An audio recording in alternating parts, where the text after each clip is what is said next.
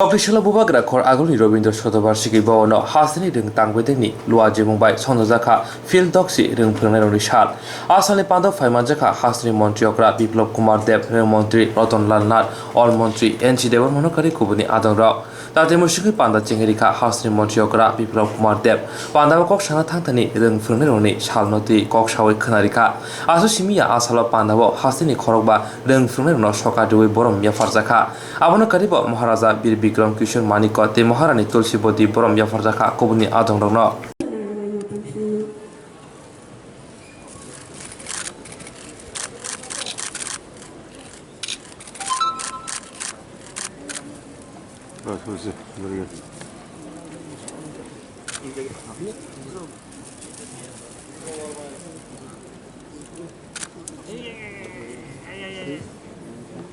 আমরা সবাই মিলে করতালির মধ্য বন্ধুরা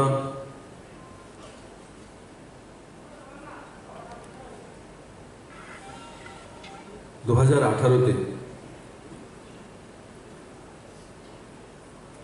একটা ঐতিহাসিক পরিবর্তনের পর আমরা দায়িত্ব নিয়ে কাজ করা শুরু করেছি।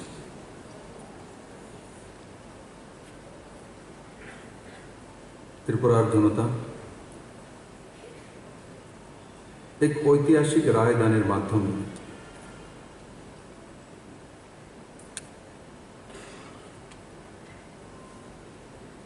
এবং আমি যে দল থেকে আসি বা যে সংগঠন থেকে আসি সেই দলের এবং সংগঠনের সিদ্ধান্ত মূলে বনমালীপুর থেকে নির্বাচিত হওয়ার পর মুখ্যমন্ত্রীর দায়িত্বে কাজ করা শুরু করেছে।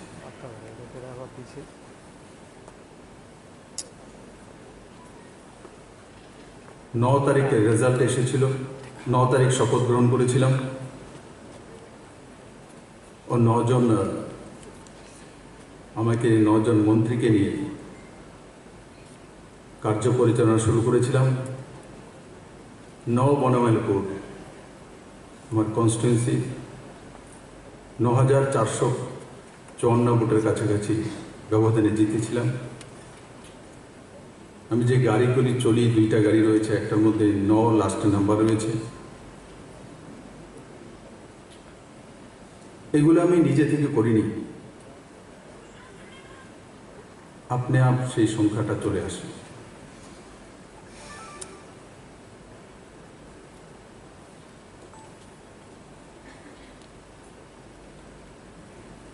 মুখ্যমন্ত্রীর দায়িত্বে কাজ করব, ত্রিপুরার জন্য চিন্তা করব, সর্বাঙ্গীন বিকাশের দায়িত্ব আমাদের কাছে আসবে,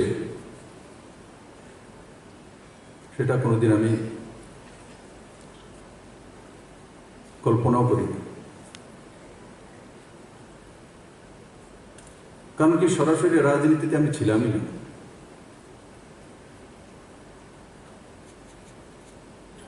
কিন্তু কম সময়ের মধ্যে ত্রিপুরার মানুষ আমাকে গুরু দায়িত্ব দিয়েছে। আর যারা এই গুরুর ভূমিকা রয়েছে,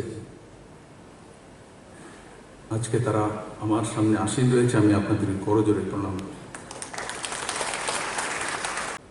এখান থেকে পুরো ত্রিপুরাতে মেসেজ যাওয়া, ত্রিপুরাতে যা পৌঁছে আছে প্রাইভেট সরকারি কোনো কিছু নয়, সবকিছু ত্রিপুরাবাসী। আজকে ত্রিপুরার মধ্যে সবচেয়ে ধনবান ব্যক্তিকে,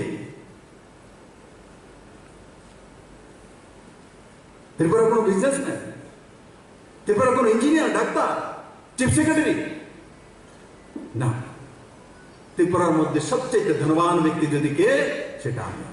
সবচেয়ে ধনবান ব্যক্তি, 37 লক্ষ ত্রিপুরাবাসী আশীর্বাদ আমার, সবচেয়ে ধনবান ব্যক্তি আমি।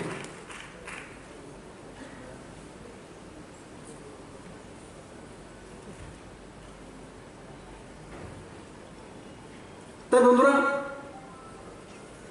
আমি আপনাদের কাছ থেকে পুরনো যে ব্যবস্থা ছিল কিন্তু পরন্তু যদি বিভ্রান্ত এগুলো থেকে মুক্তি চাই।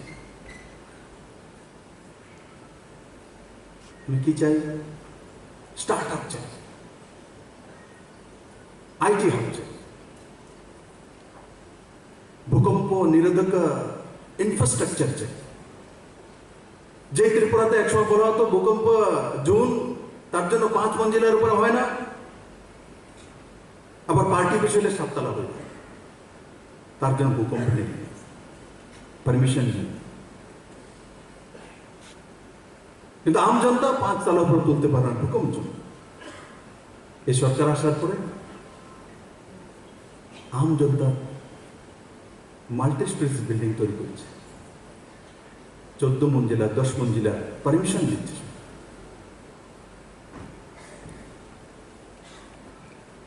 আগে আমাদের মধ্যে প্রতিষ্ঠিত করে দিয়েছিল 5 মঞ্জিলার উপরে হবে না, 5 তলার উপরে হবে না।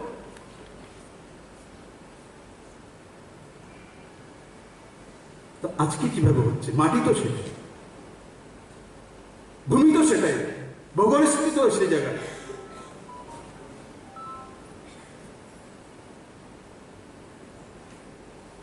সেই ইনফ্রাস্ট্রাকচার ডেভেলপমেন্ট হোক,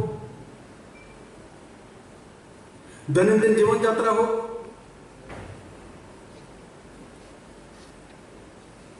রোজগারের পরিকাঠামো হোক,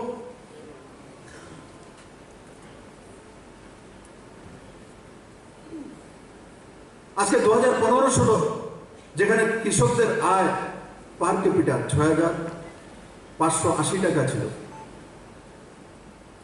কোভিড পরিস্থিতির মধ্যে ত্রিপুরার কৃষকরা পিছিয়ে যায়নি। 11,093 টাকা পার ক্যাপিটা ইনকাম, প্রায় ডাবলের কাছাকাছি। নাম্বারটা পর্যন্ত ভুল, 10,323 নেই, 10,320 না 22, আমার খেয়াল নেই, সংখ্যাটা 23 নয়। এই সরকার বলেছে মানবিকভাবে আমরা দেখব, সংবিধান মেনে দেখব। মানবিকতার সঙ্গে আপিল করে ক্যাবিনেট থেকে সুপ্রিম কোর্টে পাঠিয়েছি, তারপর সুপ্রিম কোর্ট রায় দিয়েছে। এই সরকার ট্রান্সপারেন্ট সরকার, তার জন্য প্রায় 4,900 উপরে আজকে রিক্রুটমেন্ট হচ্ছে, রিটেন টেস্ট হয়েছে। ত্রিপুরার কোনো ব্যক্তি উঙ্গলি তুলতে পারবে না যে রিটেন টেস্ট সঠিক হয়নি, ব্যবস্থা ঠিক নয়।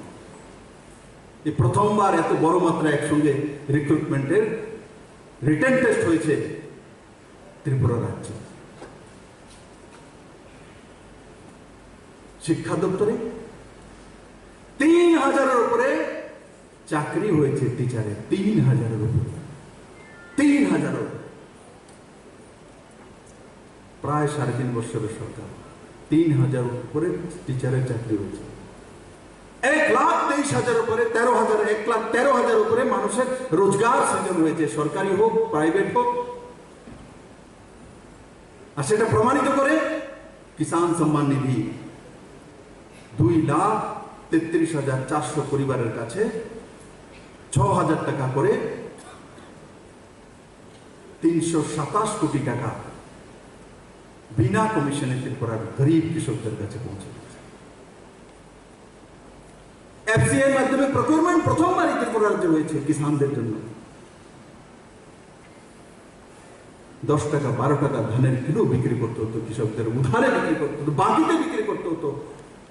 আজকে কৃষক 19 টাকার নিচে 20 টাকার নিচে ধান বিক্রি করে না, কোথায় 10 কোথায় 20। যে গহীন পানিপথ ত্রিপুরাতে আমরা আমাদের নতুন দিশা নিয়েছিলাম, যে আমাদের অঙ্ক হোক আর যে রিডিং 100% করার জন্য, সেটা আমরা একসময় 70-80% পৌঁছে গিয়েছিলাম। কিন্তু পরবর্তী সময়ে প্রায় 1.5 বছর আমরা স্কুলে বা কলেজে যেতে পারিনি, তার কারণ সেটা একটু নিচে নেমে এসছে, 52 বা 56-এর কাছাকাছি চলে এসছে। সেটাকে আমাদেরকে আবার চিলড্রেন্স ডে পর্যন্ত, মানে 14ই নভেম্বর পর্যন্ত আমরা শপথ নেব আজকে, যে 14ই নভেম্বর পর্যন্ত আমরা আবার 100% যেটা আমরা 80% করে নিয়েছিলাম সেটাকে আবার 56% থেকে নিয়ে 100% পৌঁছে দেব, সেই দিশাতে কাজ করব। তার জন্য একটা শপথ বাক্য আমি পাঠ করব, আপনারা আমার সঙ্গে সঙ্গে সেই লাইনগুলো দয়া করে বলবেন।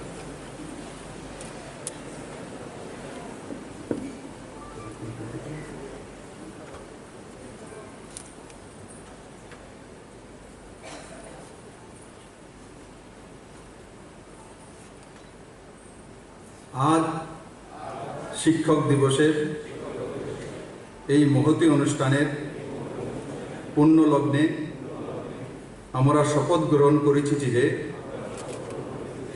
আগামী শিশু দিবস 14ই নভেম্বর 2021 সময়কালের মধ্যে আমরা এই সকল শিক্ষার্থীদের পড়া এবং ভাগ অঙ্ক করা শেখাতে 100% সফল হব।